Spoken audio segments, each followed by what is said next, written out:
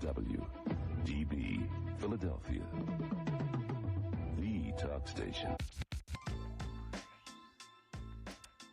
Good afternoon, Greater Philadelphia area. This is Toole Time Real Estate Radio on WWDB 860 AM. I'm Tom Toole. She's Sarah Timon. She's Stacy Mitchell, and we have Nick Wolf behind the camera, and we all work at the Tom Toole Sales Group at RE/MAX Mainline, the number one RE/MAX team in Pennsylvania since 2018. And if you get some value out of about the lowest rates since last summer, a Coldwell Banker franchise leaving NAR, and Realtor.com housing market predictions, if they're right or wrong. If you like what we have to share, make sure to subscribe to the channel, hit the bell for notifications on our YouTube link that we're going to have posted here. Ladies, this is probably the best news we've had, in my view, since last summer. We're seeing 6 5/8. So, Sarah, what's that number in decimal points? 6.62. 6.625%. And this is just tremendous news for people. And on top of that, we saw the FHFA increase the conventional loan limits. So we've got all this good news going on in housing. How are you communicating this right now? What's the temperature in the market as of today for the folks that you're helping? I mean, I think it's nice being able to reach out and share some good news, and just kind of, take a temperature for where for like my buyers they're at in the process. If they kind of were thinking about holding off a bit, or they felt like the holidays were getting a bit hectic, being able to give them good news and, hey, this could really increase your affordability. Look what this is going to do to your monthly payment. Maybe you're okay, like getting out there again once or twice, knowing that those pieces have fallen into place. Yeah, exactly the same. Just reaching out to my clients, especially the ones who may have been a little bit more hesitant, to purchase, kind of put it on the back burner.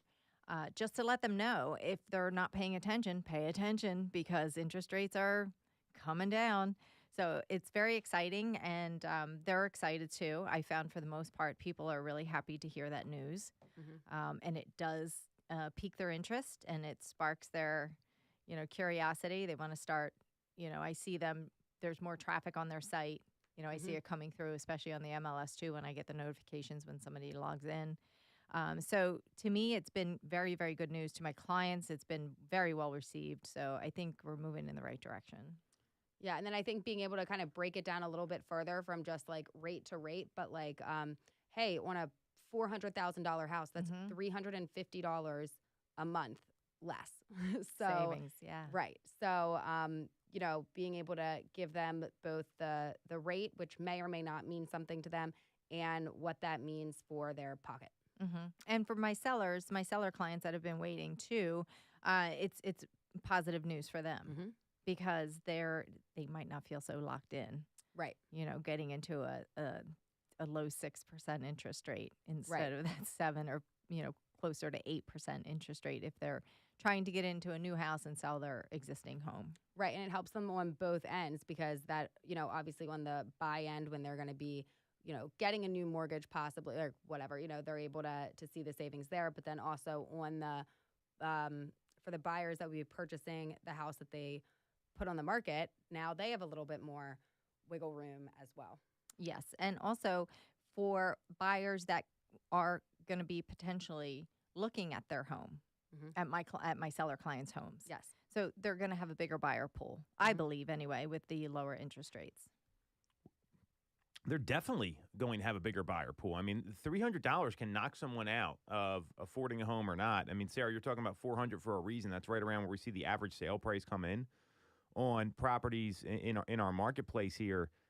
If you're not getting the word out to your clients, I mean, some people just don't even know this is going on because they pulled back so much. This was just 2 weeks ago, maybe 2.5 weeks ago, we were seeing 8% rates. So this is really exciting to see here. And on top of that, we're seeing that next year, the FHFA, the Federal Housing Finance Agency, is increasing loan limits. So all of a sudden, that Morgan Stanley study we talked about last week where affordability could be on the upswing for buyers, well, we've seen this massive decrease in rates.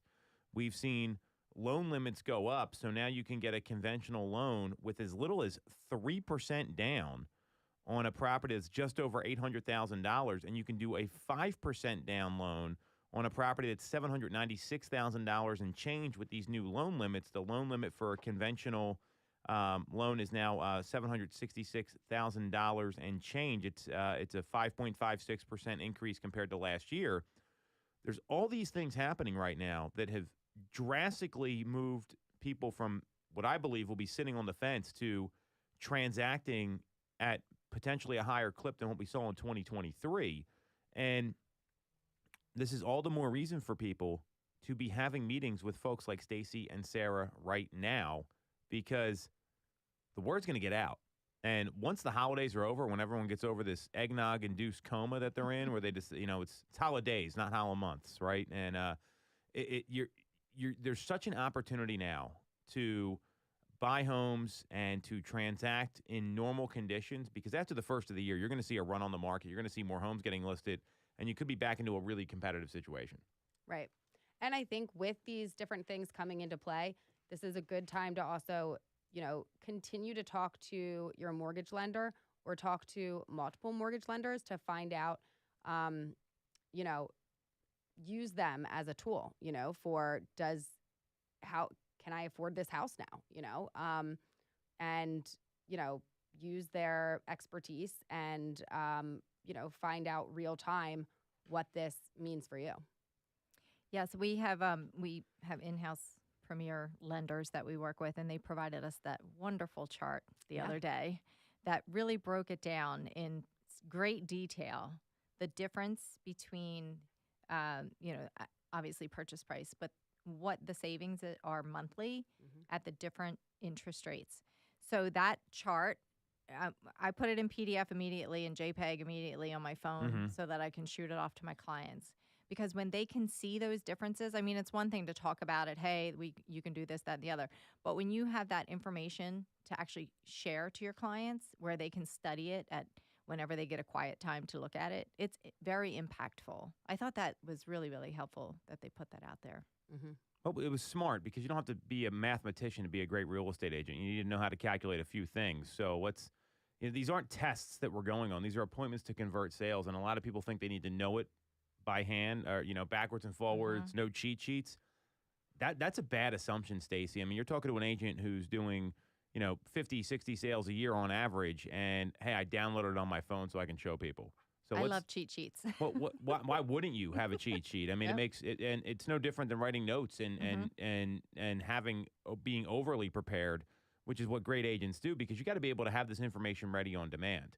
When a buyer walks into a home and they're having an emotional reaction and they're excited, and maybe you only have a couple hours, I'm a big believer in moving while the iron's hot instead of letting. Time can be the enemy for sales in a lot of cases, in a lot of ways. And it's not making people do anything they don't want to do.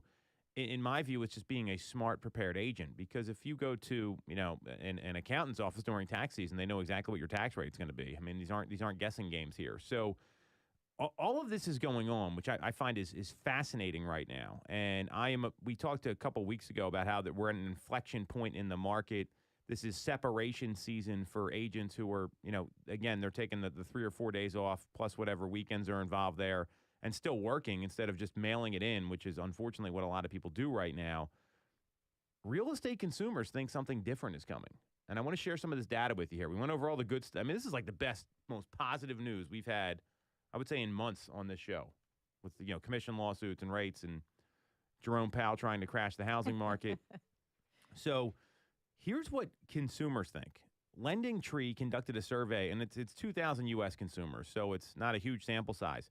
According to the results, 44% of Americans believe the market is at risk of a crash over the next 12 months, and 31% are uncertain. So, and then breaking it down by generation, 52% of millennials are most likely to expect the market's going to crash within a year. Now, only 30% of baby boomers have the same expectation, probably because they've been through other market cycles. So, it shows the wisdom there. Gen Z, 48% of Gen Z believes that there's going to be a market crash, 42% of Gen X. So there's all these people. I mean, this is pretty wild to me that 44% of people expect the housing market crash. I mean, are you seeing that in the field, ladies? It's an ongoing battle. Right. You mean like seeing it amongst like clients, like thinking that's what is going to happen? Yeah. Yes. I'm going to wait for the market to crash. Right. I mean, that's been an ongoing battle the past at least a year, if not longer. I'm surprised by the amount of people in this survey. But I also would like to ask these same folks what their definition of crash is. What do you mean crash? Are you waiting for houses to drop? I always ask this question: $50,000, $100,000. What do you mean crash? It's not happening. Right. I think this is more wishful thinking than it is they truly believe it's going to happen. I've got a stat that's going to blow your mind here. More than 1/3 of Americans want a housing crash, right? Why? So 36% of homeowners and 35% of Americans overall are hoping the market takes a dive. While more than 51% of homeowners aren't keen to the idea, obviously, 15% they want a housing crash to lower their property taxes. That's never going to happen, by the way. They're two different things. That's not and another 15% say it could improve market stability in the long run. And almost 1/3 of non-homeowners, so they see a housing crash as the only way they'll ever be able to afford a home. And the share is greater among Gen Z and millennials who are not homeowners. They're at 39% and 38% respectively. That is insane to me because there's so much GDP tied to housing. It's almost 17% of the GDP. I mean, you're basically saying I want the economy to just blow up. Right. Yeah. And I mean, for non-homeowners, at least I can see why they'd maybe be rooting for a crash. Like, obviously, that's going to affect a lot more than just like them getting the house. But like, that's wild that homeowners would be like, "Come on, crash!" Like that doesn't. that make that sense. blows my mind because Why? Right. Why would you want to lose your biggest asset Right. or lose the equity in your biggest asset? I don't. Right. That to me blows my mind. I don't Yeah. understand it. Maybe they're hoping because they want to get their kids out of the house if their millennial kids are still in the house. I don't know, but I understand about the folks without a home that didn't purchase yet. If you're renting and you feel like, wow, I'm never going to be able to purchase. I don't know about that. Why don't you talk to an agent? Why don't you get the real information, not just listen to what you're hearing out there, all the noise. Really focus in and see. There's so many loan programs out there and available for first-time home buyers. I bet you half of these people don't even know what's Right. available to them. They just are complaining that I'll never be able to afford a house. Right. That's a great point because we were talking on the Knowledge Brokers podcast last week about just knowing the local lending programs that are out there. I mean, a lot of people, I'm surprised how many people in Pennsylvania don't know about PHFA, right? Mhm. And so if you don't know what PHFA is, it's Pennsylvania Housing Loan just for the state. And we work with one of the top PHFA lenders. And the rate on that, so we're seeing 6.625%, 6 and 5/8 today. That's at 6 1/4 right now, 6.25%. And it's for first-time buyers, right? So that applies to a lot of these Gen Z and millennial folks. FHA's at 6.5 right now. So, I mean, you have all these different things happening. And your opinion, ladies, Jacob Channel, the Lending Tree senior economist, he feels the same way. He said right now home prices are high, as are rates. With that in mind, I can understand why some might wish for a housing crash that brings lower prices. Unfortunately, if the national housing market were to crash, odds are that it would bring down the rest of the economy with it. Yep. Which happened in 2008, by the way, if you want to look at history. And that was ugly. Yes. That was ugly. It was the largest global recession since World War II. Wow.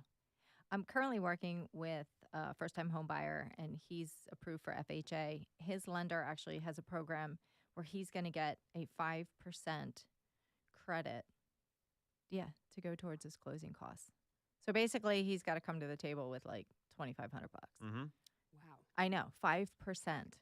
That's a huge amount, and Yeah. that's coming, from the lender. Now, if he chooses that program, his interest rate is going to be a 0.5 point higher Okay. than your standard FHA. You He's pay with okay with that. cash or Yeah. you pay with your Right. payment. And he's Yeah. okay with that. Yeah. Because he figures I'll take the closing cost help, and I can always refinance down the road if I need Yeah, to. that's what I was going to ask. Yeah. Is he able to refinance later?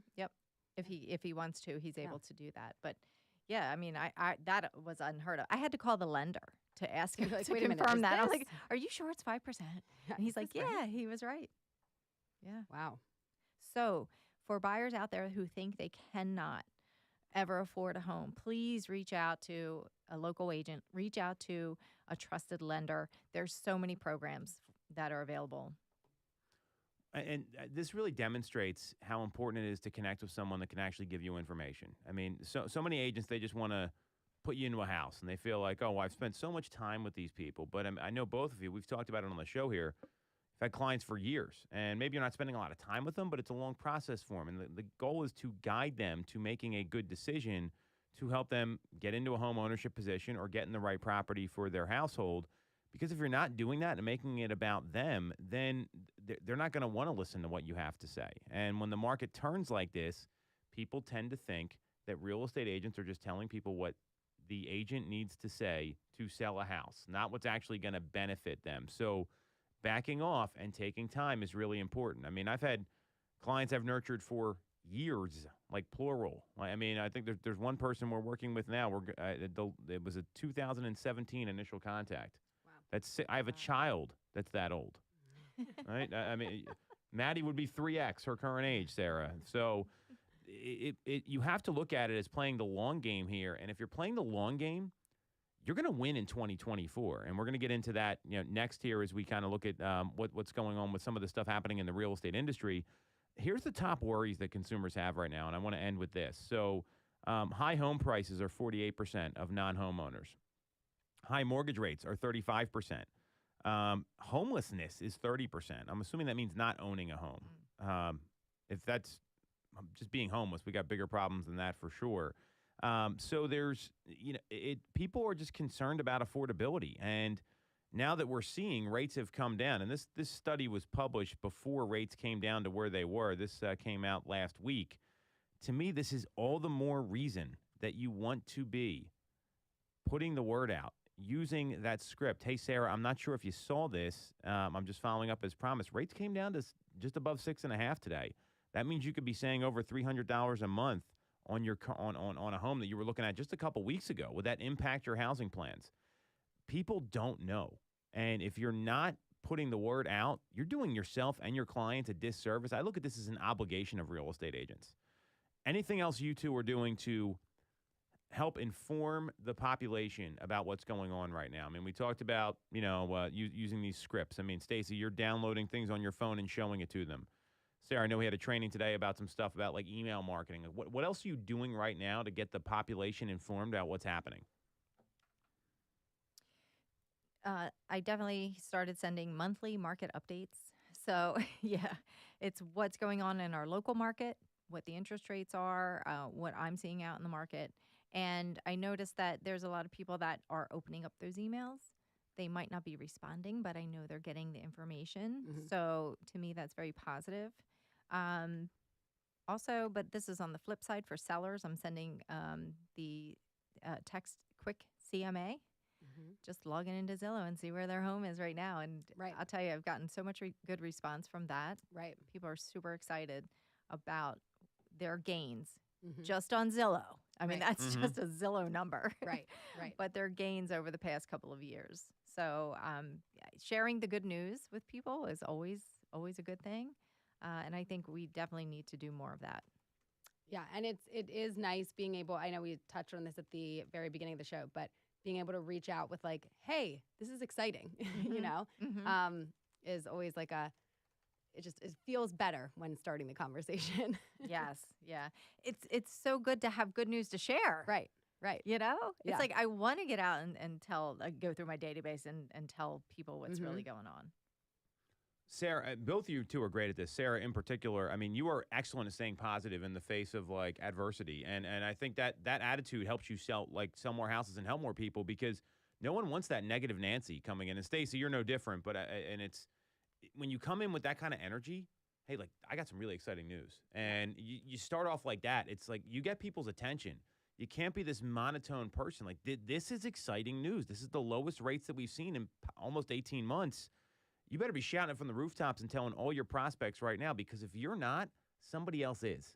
Right. And that's the thing you got to be mindful of in the current market conditions. So let's take a quick break here. We're going to come back, and we are going to talk about how a Coldwell Banker franchise is the latest firm that is stepping away from NAR and what it means. This is Toole Time Real Estate Radio on WWDB 860 AM. For the best local mortgage service and great rates on your money, look no further than Mortgage America. We've been operating in the greater Philadelphia area for 40 years with a focus on smooth, easy access to home purchasing. Whether you're a first-time buyer, upsizing or downsizing, or just refinancing, we have programs for you. We also have closing cost assistance programs and access to subsidized interest rates. Pre-approval is free, no costs or commitments. To learn more, visit our website at mymortgageamerica.com or give us a call at 610-439-8000. We always have a person available to take your call with around-the-clock human service. Purchase your home with the personalized local service you find at Mortgage America. Mortgage America is an equal housing lender. NMLS 128501. The Tom Toole Sales Group is the #1 RE/MAX team in Pennsylvania with over $165 million in volume for 2021. I'm Tom Toole, and our team has achieved that kind of success by being a great place to work with and to work for. No one knows Greater Philly better than we do. We know real estate, but more importantly, we're real people. We hire the best agents, and we give them all the tools to succeed. Even our brand new agents sell 17 to 24 homes a year because our team delivers the best experience in real estate. Teams deliver a better experience than individuals, and we're a top 1% real estate team in the country. We call it AAA service. We're your advocate, ally, and advisor. Because this isn't a transaction to us. It's a relationship. If you're buying or selling a home, call the Tom Toole Sales Group at RE/MAX main line at 610-692-6976 or visit tomtoole.com. That's tomtoole.com. Sell your home for more, and remember the real estate golden rule. You always get more when you work with Tom Toole. Have you considered a career in real estate? Do you want control over your income? Whether you have a license or not, call us today at 610-692-6976 or visit tomtoole.com. Join our team, the Tom Toole Sales Group at RE/MAX Main Line. When you're getting a mortgage, you shouldn't have to sacrifice great service just to get a great rate. At Mortgage America, we've been lending with this philosophy for over 35 years. We have access to great low rates without the complications and delays of big or online banks. We're a local Pennsylvania lender with loan officers that you can actually meet. As PHFA's #1 lender, we specialize in all residential mortgage programs, including first-time buyer programs and low down payment options. For your free pre-approval, call us at 610-439-8000 or apply online at mymortgageamerica.com. Mortgage America is equal housing lender, MLS 1285001. Welcome back to Toole Time Real Estate Radio on WWDB 860 AM. I'm Tom Toole. She's Stacy Mitchell. She's Sarah Timon. And we have Nick Wolf behind the camera. We all work at the Tom Toole Sales Group at RE/MAX Main Line. And we're going to be talking about this Seattle-based Coldwell Banker franchise stepping away from the National Association of Realtors. If you learned something from this segment or anything at all in the show, make sure to subscribe to our YouTube channel, click the bell for notifications, drop a comment, or if you want to talk about your situation, feel free to schedule a call with one of us in the comments. So this was not surprising to me because Seattle's one of those markets where you don't have to be a member of NAR to be part of the MLS, unlike here where it's if you want MLS access, you have to become a member of the National Association of Realtors. So the Seattle-based Coldwell Banker Danforth decided not to renew its affiliation with NAR starting in 2024. It's the first privately owned Coldwell Banker franchise in the U.S. to separate from NAR. There was a statement issued last Friday, and I'll read some excerpts from it from Dave Danforth, the designated broker owner. So the decision underscores our brokerage's unwavering commitment to agent autonomy and our belief in allowing agents to make choices that best suit their needs and principles. A lot of people are saying this is like another vote of no confidence in NAR. This is not something to be taken lightly here. What do you two think about this? I believe that this is probably the start of a trend that we're going to see. Obviously, this company wasn't finding any value in the NAR, along with their 300 agents that they're trying to protect and figure out, what are we getting for these dues that we're paying? Obviously, they feel there's no return on that investment. So good for them if that's what they chose to do. Yeah. I'm sure they'll be just fine. Yeah. I mean, aside from getting access to the MLS, like I don't personally feel that NAR does anything for me. I think they lobby in D.C. for whatever. I don't know. Right. Yeah. Like, I don't know. They are one of the biggest lobbyist organizations in the country, maybe the biggest. It takes a lot of money to be a lobbyist or a lobbying firm. So that's where our dues are going. But what do we get from it? Right. Yeah. Besides the MLS in here. Right. Now, how did they broker that? How did that come about? So and how Seattle, can we detach? Well, we can't. So we're in a tough spot because Bright MLS requires you to be a member of the board in order to get access, which is the exact, this commission lawsuit. I don't see a lot of merits to it. The one issue I do see is that, hey, you want MLS access, you have to be a realtor.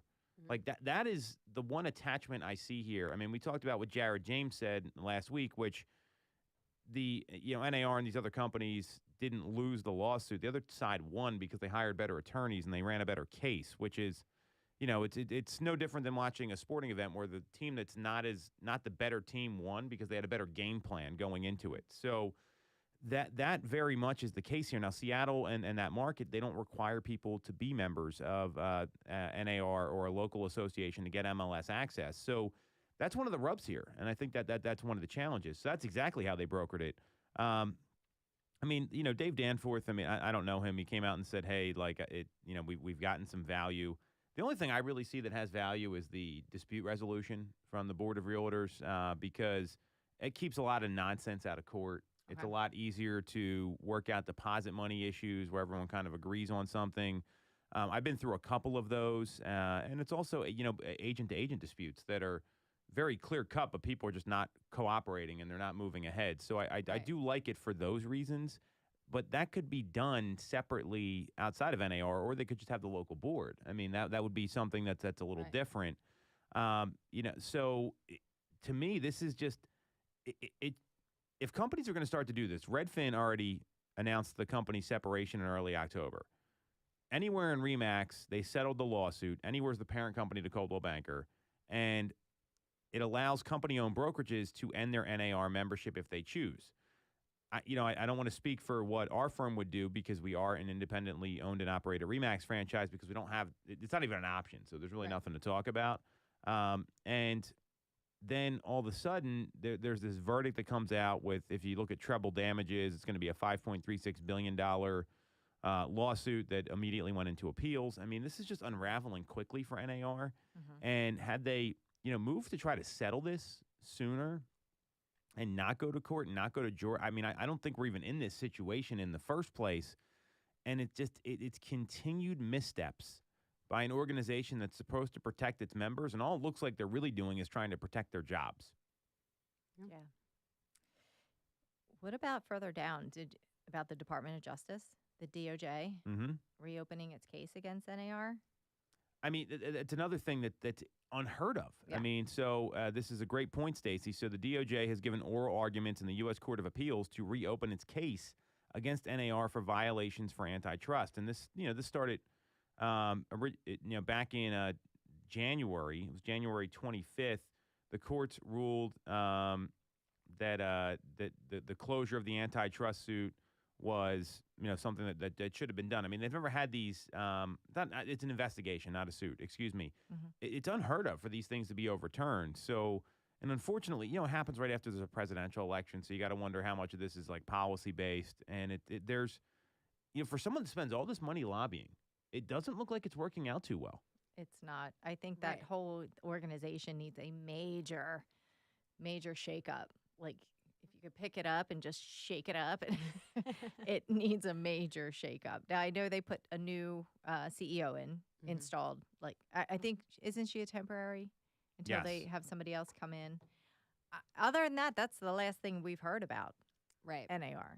And I'm sure they just had a big influx of money. I know I just recently had to pay my Me too. annual dues. Yep. So I'm sure everybody did. I don't think that's like based on when you joined. I think it's like, here's They're the years. due now. They're due so now. Yep. Pay up. So everybody just paid. Well, I want you to think about this because obviously, you two guys make a lot more than this, and we don't need to go into details. But the average agent makes between $30,000 and $40,000 a year. It's like $700 to be part of these boards. That's a lot of It's a money lot. for Yeah. someone who's making between $30,000 and $40,000 a year. So Well, not to mention that then on top of it, you have your Bright, is Your it MLS, quarterly? yeah. Like, and Mhm. that's what, 115, 120? Mhm. but the MLS, I like see a tangible value. Yeah, for. No, totally for for do. sure. But just for like backing up cost. that if this is what the average agent makes and then you're paying all these different Fees Things. to all these different organizations right, annually right. to be affiliated with. Mm-hmm. Yeah, I totally agree, Sarah. It's tough, and if the average agent makes between, what did you say, 30 and 40,000? 30 and 40,000. I mean, the That's a numbers are all chunk over of- the place. That's a big Yeah. part. It's Well, and tough. like I know that it is only quarterly that it comes up, but sometimes it feels like it's all the time. Like, I Like just a paid that. notification that's like you have another payment I due. know. Great. But- It's incredible, and stuff just adds up, right? So this is, I think, where people are starting to question this, and you may see a lot of, and I can't tell you how many folks I've talked to where they're like, hey, I'm not renewing my license this year, or I'm going to stay part-time. So now all these things it adds up, and because the market got a little harder, I mean, although the upside here is that folks like you two and myself and the people on our team that are committed, I mean, they're going to take a lot of market share next year. I am absolutely clear on that. NAR really has created this problem where no one bets on the organization anymore. I mean, they don't want to be part of it. I mean, you see large companies. I mean, Redfin is not anything to sneeze at. Say what you want about them as a discount limited service broker. They're not part of NAR anymore. And they had a seat on the NAR board because they're one of the top 50 brokerages in the country. So you're going to see anywhere in Remax aren't requiring their franchises. I mean, the writing's on the wall here. So this is where, I think this is just kind of there's going to be more of this to come, Stacey, like you said, for sure. I think that's a really great way to look at this here. I agree. So let's take a quick break. We're going to come back, and we are going to talk about Realtor.com housing market predictions, and are they right or did they get it wrong? Next on Toole Time Real Estate Radio on WWDB 860 AM. When you're getting a mortgage, you shouldn't have to sacrifice great service just to get a great rate. At Mortgage America, we've been lending with this philosophy for over 35 years. We have access to great low rates without the complications and delays of big or online banks. We're a local Pennsylvania lender with loan officers that you can actually meet. As PHFA's #1 lender, we specialize in all residential mortgage programs, including first-time buyer programs and low down payment options. For your free pre-approval, call us at 610-439-8000 or apply online at mymortgageamerica.com. Mortgage America's equal housing lender, NMLS 1285001. You shouldn't have to deal with all the red tape when getting your mortgage from a big or online bank. At Mortgage America, we have access to big bank money, but with the personalized and detailed service of a local bank. We are here in your community and ready to serve with fast settlements, low down payment options, and first-time homebuyer programs. Pre-approval is free, no costs or commitments. For more information, visit our website at mymortgageamerica.com or give us a call at 610-439-8000. Mortgage America's equal housing lender, NMLS 1285001. I'm Tom Toole of the Tom Toole Sales Group at RE/MAX Main Line. If you're thinking of becoming a real estate agent in the greater Philly area, I have a special offer for you. Our team did $165 million of volume in 2021, making us the #1 RE/MAX team in Pennsylvania and a top 1% team nationally. Our agents love us because we offer them a successful career, a great life, and an unbeatable culture. Agents who've been with us for at least a year average 30-plus sales. Even our brand new agents average 17 to 24 sales a year. We offer proven systems and expert training. We help you set more appointments and sell more houses. Now here's the offer. If you don't have a real estate license yet, we offer real estate scholarships so you can get one for free. Check it out at realestatescholarshipprogram.com or visit the Tom Toole Sales Group at RE/MAX Main Line at tomtoole.com. That's tomtoole.com. Get more out of your real estate career, and remember the real estate golden rule. You always get more when you work with Tom Toole. Have you considered a career in real estate? Do you want control over your income? Whether you have a license or not, call us today at 610-692-6976 or visit tomtoole.com. Join our team, the Tom Toole Sales Group at RE/MAX Main Line. All right. Welcome back to Toole Time Real Estate Radio on WWDB 860 AM. I'm Tom Toole. She's Sarah Timon. She's Stacey Mitchell. We have Nick Wolf behind the camera. We all work at the Tom Toole Sales Group at RE/MAX Main Line, the #1 RE/MAX team in Pennsylvania since 2018. And we've got some Realtor.com market predictions for next year in 2024. I'm going to run through them with you, ladies. And before we do that, if you get some value out of this segment, you like what you hear, you got questions, subscribe to the channel, hit the bell for notifications. We've got it all linked up here. And obviously, if you want to schedule a call with our team to talk about your needs, you can do that with the link in the comments as well. So Realtor.com, they came out with a couple things. One is like their top 10 housing markets. I'd love to know what the qualifications are Right. here. When Toledo, Ohio is number It's one. #1. And then, beating San Diego, for example, which is one of my favorite cities in the country. I don't know what top 10 means. I mean, it says the factors are cultural amenities, recreational opportunities, educational institutions, and cost-effective lifestyle. But then they got all these California cities in there. I mean, good luck with the tax bill there. So now, they're saying, as I'm reading this, it's expected sale and price growth rates are the reasons why. So these are up-and-coming markets, which anytime someone says up-and-coming neighborhoods, I'm like, how long is it going to take for the neighborhood to actually arrive? That's always my question. So let's focus on the market predictions. That's what I really want to get into here. They have 5 of them. So I'm going to run through these here with you, ladies. I'd love to get your reaction to them. So the first one is around home prices. So what the summary of this here is projections suggest a potential improvement in affordability in 2024 as home prices are expected to ease slightly, coupled with lower rates and income growth, resulting in a decreased mortgage payment share relative to median income. What do you think about that? Well, I think that in our local market, I don't believe that we're going to see home prices softening. Right. I think that we still have a lot of buyers and there's a lot of competition Mhm. because of, the strain on the inventory that we have. So when a house comes on the market, if it's still, if it's relatively move-in ready, you're still going to get the multiple offers. Mhm. So I just don't see home prices softening in our area. Right. I'm sure there's plenty of areas that they are. Sure. And I think obviously lower mortgage rates would improve affordability. If you do have income growth, that would, like, those pieces, I think, make sense. But yeah, locally here, I don't see there being much of an easing in home prices. Yeah, and I agree with you. And looking at this here, I don't know. That's what it looks like. What they're saying is that it's not going to be an easing. I think they're saying slower appreciation, Oh, Okay. coupled with lower rates and income growth, might mean that the payment's going to actually decrease relative to income. So gotcha. I do agree with you. I don't see any in our market. Other markets, sure, we're already seeing it in Austin, San Antonio, some other places where prices are down slightly. I don't see prices going down at all. So I tend to disagree with. I don't think all these things are going to happen, and I don't know we're going to see a ton of income growth.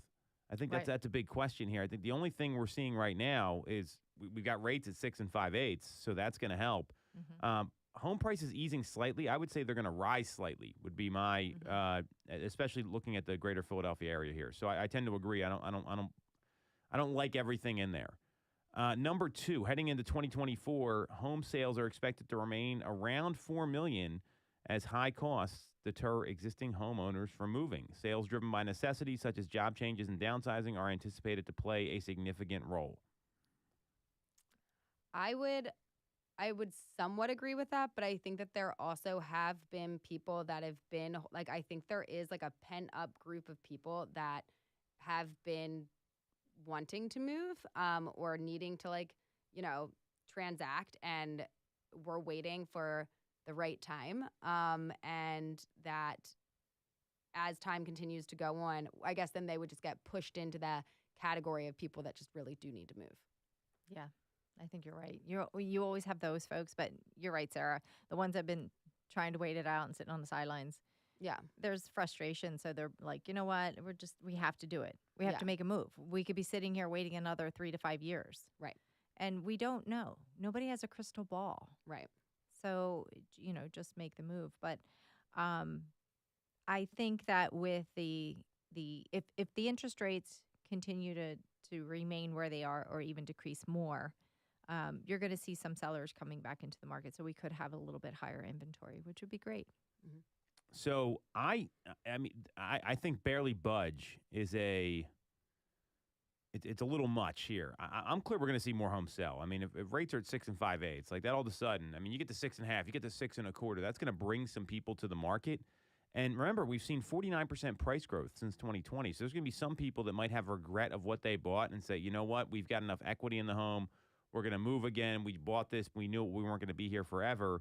And if you look at when rates dipped this year to around 6%, home sales were moving very quickly. Beginning of last year, or the beginning of this past year, and other parts. So I do see more homes selling. I don't see a ton more until we see rates come down a little bit more because of the lock-in effect. Because right now it's like 90-some% of people, like high 90s, have a rate that's below where they currently are. So I do see more homes selling. I mean, it's tough to predict where it's going to end up. Well, and I mean, for the people that bought in 2020 to 2024, 4 years, especially if it's, if you had a big chunk of people who were first-time home buyers, maybe just getting married, like, kids can certainly happen in that time frame. And Yes. yeah. Great point. And they do have, if they bought in 2020, 2021, they have great equity in their home Mhm. right now. So they could make a move and they could put more money down on the house to offset the interest rates, I think. Right. U.S. homeowners are sitting on $9.3 trillion in home equity right now. Wow. And it's down slightly from the peak of 21 and 22. Eventually, people are going to start doing one of two things. I had a conversation with a friend of mine a couple weeks ago around the holiday, and they live in a single-family home. They're settled in. They're going to be adding on to their home. They're going to be building above the garage. There's other homes doing this in the neighborhood. They've got a low rate, but they're in a kind of neighborhood where you can do that. They've got land. It makes sense. If you're in a townhome, you can't add on, right? I mean, if you're in, maybe you can. I don't want to say never is with those things. There's some people that aren't going to be able to do that, or it's not going to make sense because they're going to be over improving the property. You really only can do that with a single family home. So there's going to be some folks that just say, you know what, I'm out. Or it might be like a school district issue. It might be a job relocation issue, or it might be just something they want to get into a totally different neighborhood. So you've got to be in that right kind of neighborhood to begin with. And I'm clear we're going to see that these people have equity. 7 years used to be the turn time for when people were living in properties. Now it's up to 11, but there's going to be some that move a little sooner than you think. All right, prediction number 3. Realtor.com predicts mortgage rates will be 6.5% by the end of 2024, citing a continued improvement in inflation as the primary reason. What do you think? I think, we're very close there now. So, honestly, we'll have to see if this sticks, in fairness. Okay, we'll have to see if it sticks. I hope it does. I'm all for it. I totally hope it does. I hope it's in the lower 6s, actually. Yeah. So are they saying they're going to go because of inflation? Like at some point they're going to go up again and then come back down, or dip down and then come back up? Just like at the end of the year, they're saying 6.5. Mm-hmm. So that's our prediction. So it could be up and down and up. Yeah. We don't know what they mean. So I'm clear that could be the case, and it might go lower, Stacey, and I'll tell you why. There's been all this noise all of a sudden coming out that the Fed is disconnected from reality and will be cutting rates 4 to 6 times next year. I heard that too, and I know why. It's an election year. Well, that's one reason for sure. I don't. Anyone that says it's anything but an election, like, I got news for you. These people care more about their jobs than they do the American people. I don't care what anyone says. I've 100%. Seen it. You've been around enough. All three of us. We've seen these things happen, right? So there's a Paul Gambles. He's a managing partner at the MBMG Group, and what he is saying is that they're way behind the curve when it comes to cutting rates, and that inflation is never going to go down to 2%. The target is unrealistic. And he told on CNBC's Squawk Box, there's a tongue twister here, CNBC's Squawk Box Asia, that the Fed was behind the curve on lowering rates. And in order to avoid an extreme and protracted monetary tightening cycle, it will have to deliver at least 5 rate cuts next year alone. And they're just really disconnected from economic factors and from reality, and that you can't make any assumptions about when the Fed is going to wake up and start smelling the amount of damage they're causing the economy. I mean, this is pretty damning stuff here. That is. Yeah. And, we've been saying for a long time that the 2%, their goal of 2% is completely unrealistic. So I agree with that person on Squawk Box. Can you imagine if there's that many rate cuts next year? That would, I'll tell you what, we know what's going to happen. We know what's going to happen in our local market. Yes. It's almost like they should have just stayed out of it and not done right. Oh, wow. The government's staying out of something. Fascinating and excellent advice you have here, Sarah. I'm all for that. It's just the way it goes. So I tend to, a lot of people are predicting 6.5, maybe low 6s. MBMA is calling for low 6s. If we get down to 6, buckle up. There's going to be a lot of business to be done. And that's why agents need to be talking to their people now. So we're in agreement with some of this stuff, not in agreement with all of them. Very interesting predictions from Realtor.com here. They predict inventory dropping 14.7% in 2024. I don't agree with that one if rates come down. And rent prices, they're talking about they're going to stay pretty flat, which I do tend to agree with. I agree with that. On that. So that's what we got on this week's episode. You want to follow Sarah? She's at Ty_Ty Time on Instagram. You can follow Stacy at the number 2 Mitchko. You can follow me at TomToole3RD, all on Instagram. And remember, if you got some value out of the show here, you want to schedule a call with our team, head over to our YouTube channel, click on the link in the comments. We can walk you through everything real estate related, and make sure to hit the bell for notifications so you know every time we're going live every Tuesday here on WWDB 860 AM on Toole Time Real Estate Radio.